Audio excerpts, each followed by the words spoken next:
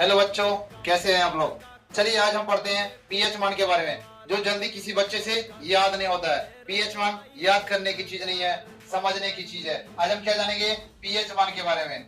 इस साइड है पदार्थ, इस साइड है पीएच मान।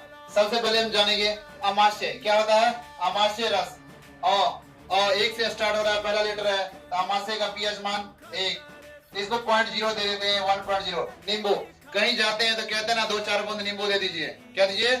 2-4 बूंद नींबू दे दीजिए। तो नींबू का क्या हो गया? 2.4। क्या हो गया?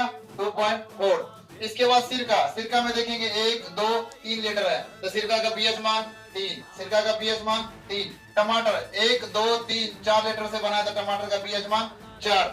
इसके बाद हम आते हैं अम्लीय वर्षा। क्या? अम्लीय वर्षा।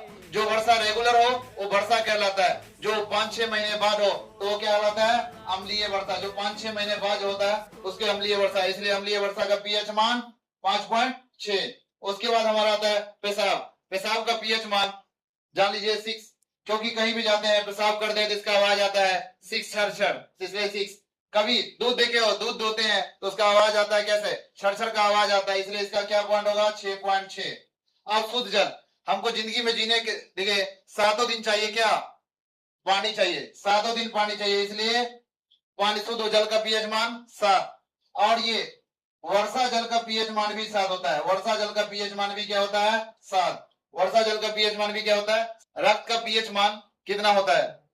हमको जिंदगी में 7 दिन जिंदा है, 7 दिन जिंदा रहना है। 7.4 इसका 7 दिन होता है, सब कुछ साथ साथ होता है, इसलिए 7 इसका।